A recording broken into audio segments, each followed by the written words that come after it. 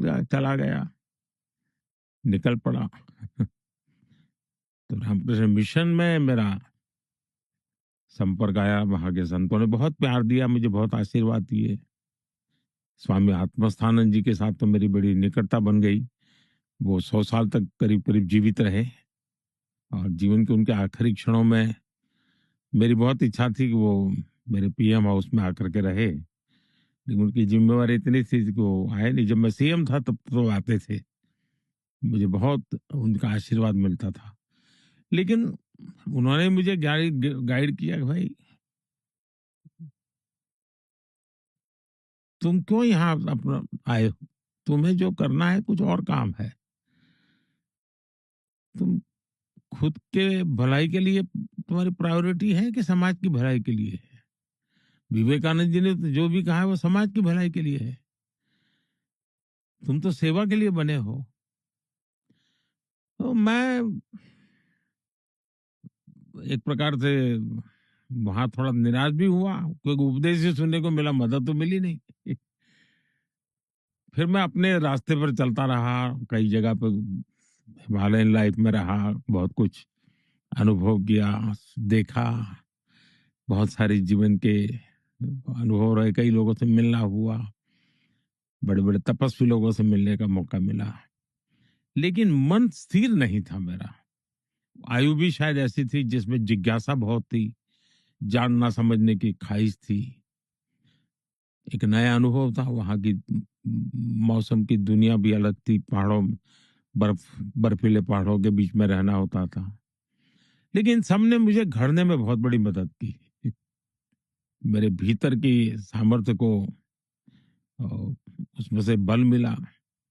साधना करना, ब्रह्म मुहूर्त में उठना, स्नान करना, लोगों की सेवा करना, सहज रूप से जो बुजुर्ग संत होते थे, तपस्वी संत, उनकी सेवा करना।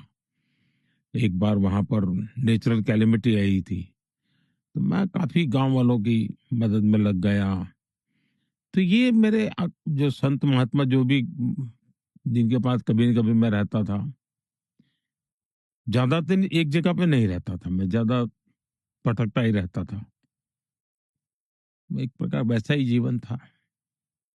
और जो लोग नहीं जानते उन्हें बताना है कि आपने रामकृष्ण मिशन आश्रम में स्वामी आत्मस्थानंद के साथ काफी समय बिताया है। जैसा कि आपने अभी बताया, उन्होंने आपका सेवा के जीवन की ओर मार्गदर्शन किया। तो एक और चीज होने की संभावना थी कि जहां आप संन्यास ले सकते थे, सब कुछ त्याग कर सन्यासी बन जाते, तो आप या सन्यासी नरेंद्र मोदी के रूप में या फिर प्रधानमंत्री के रूप में आज हमारे सामने होते। और उन्होंने हर स्तर पर सेवा का जीवन जीने का फैसला लेने में आपकी मदद की। ऐसा है कि बाहर की दृष्टि से तो आपको लगता होगा कि इसको नेता कोई लोग कहते होंगे या प्रधानमंत्री कहते होंगे, मुख्यमंत्री कहते होंगे। लेकिन मेरा जो भीतर जीवन है वो बस सातत्य है। जो बचपन में माँ बच्चों को कुछ उपचार करती थी, उस समय उन बच्चों को संभालने वाला मोदी,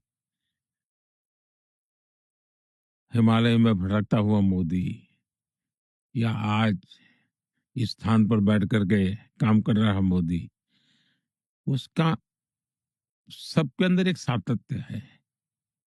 हर पल औरों के लिए ही जीना है। और वो सातत्य में के कारण मुझे साधु और नेता ऐसा कोई बहुत बड़ा डिफरेंशिएट दुनिया की नजरों में तो हो, क्योंकि वो कपड़े अलग होते, जीवन अलग होता, दिन भर की भाषा अलग होती, यहाँ का काम अलग है। लेकिन मेरे भीतर का जो व्यक्तित्व है वो तो उसी डिटैचमेंट से दायित्व को संभाल रहा